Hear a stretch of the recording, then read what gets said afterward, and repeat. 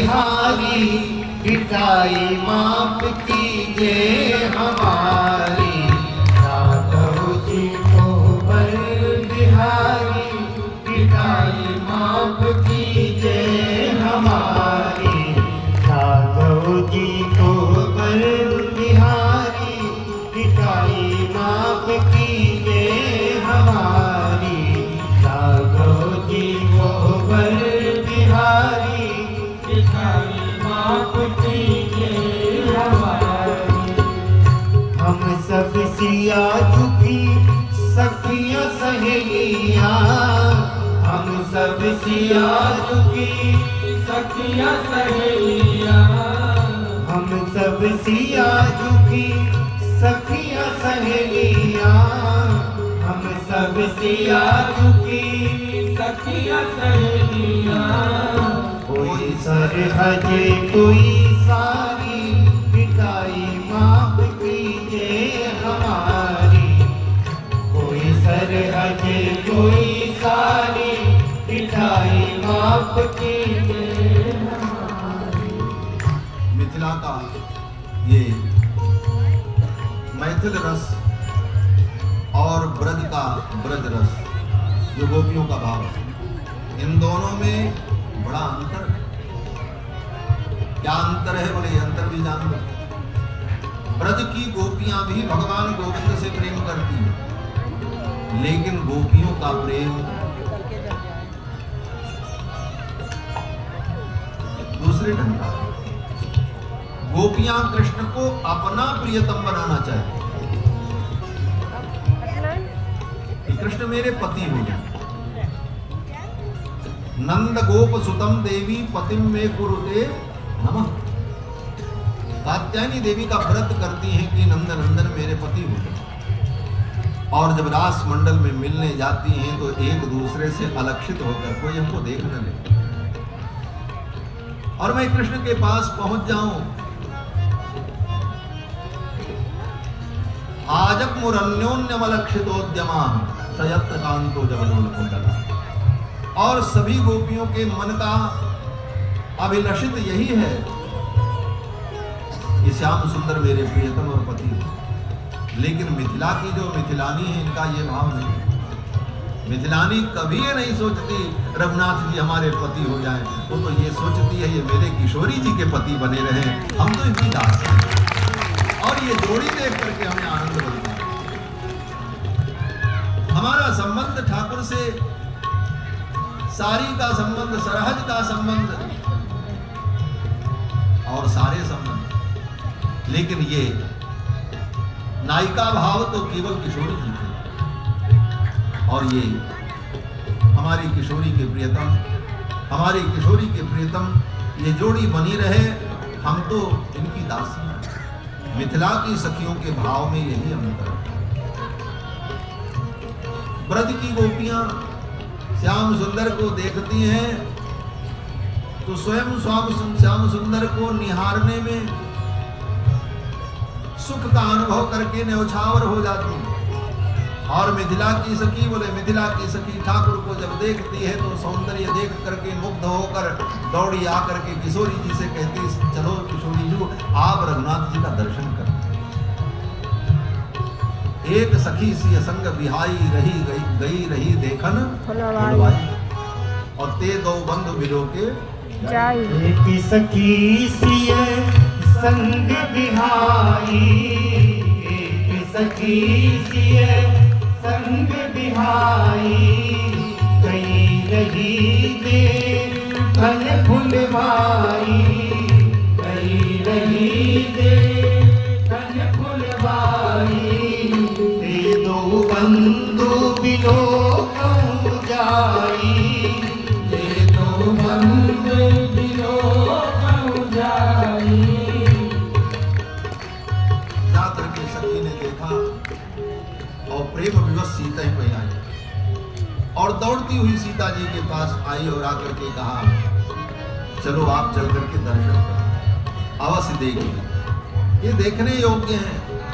तो मिथिला की सखियों का ये भाव है भगवान के प्रति, ये हमारी किशोरी की प्रियतम है।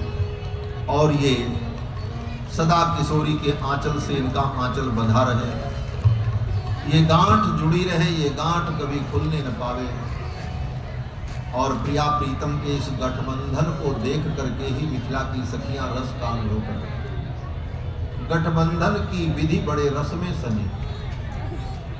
दुनिया में यद्यपि गांठ में रस नहीं होता है, गन्ना बहुत मीठा होता है, लेकिन गन्ने के गांठ में रस नहीं होता। लेकिन मिथिला की सखियां कहती हैं कि ये गठबंधन जो प्रिया प्रीतम का है, इसकी गांठ में रस होता है, और यही रस मिथिला का रस है। मिथिला रस बड़ा अद्भुत है। मिथिला बिनु नाते नहीं दरसे, पढ़े लिखे समझे समझावे पोथी लादे। कितना भी पढ़ लिखे, लेकिन मिथिला का रस अगर नहीं समझा तो राम जी की उपासना, रसिक उपासना पूर्ण नहीं हो। सखियों ने विदाई नहीं किया, लेकिन ये भाव लीला है, भाव जगत की लीला है। जैसे वृंदावन में भक्त कहते हैं, हमारे ठाकुर वृंदावन से मथुरा गए ही नहीं। वृंदावनम परित्यज्य पादमेकम न गच्छति। वृंदावन छोड़ करके एक पग बाहर राम जी को, कृष्ण जी नहीं गए। अरे नहीं गए तो कंस को किसने मारा, द्वारिका किसने बसाई, महाभारत युद्ध में कृष्ण कहां से आए? तो कहते देखो दो कृष्ण थे। अब समाधान निकाला भक्तों ने, वे कृष्ण दो थे।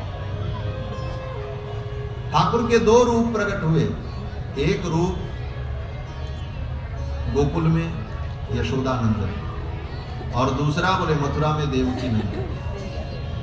और देवकी नंदन को लेकर के वसुदेव जी जब आए गोकुल में और यशोदा के पलंग पर लिटाया, तो देवकी नंदन और इधर जो यशोदानंदन प्रकट थे, दोनों मिलकर के एक हो गए, देवकी नंदन और नंदनंदन। और जब मथुरा जाने का समय आया तो जो देवकी नंदन थे वो तो मथुरा चले गए, और जो यशोदानंदन थे वो ब्रज में ही रह गए, वो नहीं गए। वृंदावनम परित्यज्य पादमेकम न गच्छति, वो ब्रज में ही रहे। कहाँ गए? बोले भगवान जब मथुरा जाने लगे तो बड़ी अद्भुत लीला हुई वहां भी। वो विरह का जो वर्णन है भागवत में अद्भुत। गोपियों ने घेर लिया भगवान को और कहा श्याम सुंदर हमें छोड़ करके मत जाओ। भगवान श्याम सुंदर ने कहा सखी मेरा भी जाने का मन नहीं है, लेकिन ये अक्रूर जी चाचा जी जबरदस्ती ले जा रहे हैं, मैं क्या करूं? सखी तू एक काम कर, मुझको छिपा ले, मैं मथुरा नहीं जाना चाहता। सखियों ने कहा सच में? बोले हाँ। तो मैं उपाय करूं? बोले हाँ करो, मैं मथुरा नहीं जाना चाहता। और एक दो गोपियां नहीं थी महाराज, हजारों की संख्या, हजार तो कम, लाखों की संख्या, कोई गणना ही नहीं थी कितनी गोपियां थी ब्रज में। भगवान की सहचर्य। उन गोपियों ने भगवान श्याम सुंदर से कहा रथ से उतर कर नीचे आओ। ठाकुर रथ से नीचे उतरे, चारों तरफ से गोपियों ने भगवान को घेर लिया हजारों की संख्या में। और गोपियां तो बड़ी बड़ी थी। ठाकुर जी तो 10 वर्ष के छोटे से उन्हीं गोपियों के बीच में छिप गए, पता ही नहीं चला। और एक रूप से भगवान उन गोपियों के बीच से निकल करके गए और जाकर के रथ पर बैठ गए। अक्रूर को लगा भगवान यहाँ बैठे। और उन गोपियों को नंदनंदन जो मिले तो गोपियों ने क्या किया? बोले नंदनंदन को अपने घेरे में ले लिया। सब गोपियों ने घेर लिया। कन्हैया नंदनंदन ने कहा सखी ऐसा कर, तू अपने घाघरे की ओट में मुझे छिपा कर यहाँ से ले चल, अक्रूर जी मुझे देख न पावे, नहीं चाचा जी मुझे ले जाएंगे। गोपियों को कहा लगा ठीक कहते हैं कृष्ण, चलो। बस सब गोपियों ने ऐसा घेरा बनाया और अपने घाघरे से गोविंद को छिपाया और सब मधुर मधुर बातें करती हुई उसी झुंड में छिपा करके कृष्ण को लेकर के निकुंज में आ गए। कहाँ? बोले श्री राधा रानी के पास में। और राधा रानी के पास ला करके उनके चरणों में गोविंद को बैठा दिया और गोविंद का हाथ राधा रानी के हाथ में पकड़ा दिया। सखियों ने कहा राधिके अब इनको जाने मत देना, आप पकड़िए। नित्य निवृत्त निकुंज में राधा रानी के पास छोड़ दिया। जो सर्वतंत्र स्वतंत्र भगवान है वह राधा रानी के चरणों में जाकर के परतंत्र हो गए। सर्वतंत्र स्वतंत्र होकर के भी राधा रानी के परतंत्र होकर के निकुंज में ही रह गए। सारी दुनिया भूल गए गोविंद। राधा में वजानन मधुपति रनिशम कुंज बीथीम उपास्ते। मात्र राधा को जानते हुए ब्रज में ही सदा के लिए रह गए, इसलिए कृष्ण गए ही नहीं। वृंदावन परित्यज्य पालन। परंतु यही भाव मिथिला का भी। मिथिला की सखियों ने ठाकुर को कोहबर में विराजमान करा लिया। ठाकुर जी कोहबर बिहारी हो गए, लेकिन लोक लीला में तो भगवान आए। लोक लीला तो करती है, और लोक लीला में भगवान अयोध्या आते हैं। और भगवान आवे उसके पहले विदाई किसकी हुई? बोले विश्वामित्र जी की। विश्वामित्र जी की विदाई पहले हुई। अथ रात्र्याम व्यतीतायाम विश्वामित्रो महामुनि आपृष्ट्वा तौ च राजानो जगामोत्तर पर्वतम। रात बीती, दूसरे दिन विश्वामित्र जी ने दोनों राजाओं से, जनक जी से और दशरथ जी से अनुमति मांगी। आपृष्ट्वा तौ च राजानो जगामोत्तर पर्वतम। उत्तर पर्वत हिमालय की ओर तप करने के लिए चले गए। और विश्वामित्रे गते राजा वैदेह्यम मिथिलाधिपम। विश्वामित्र जी के चले जाने के बाद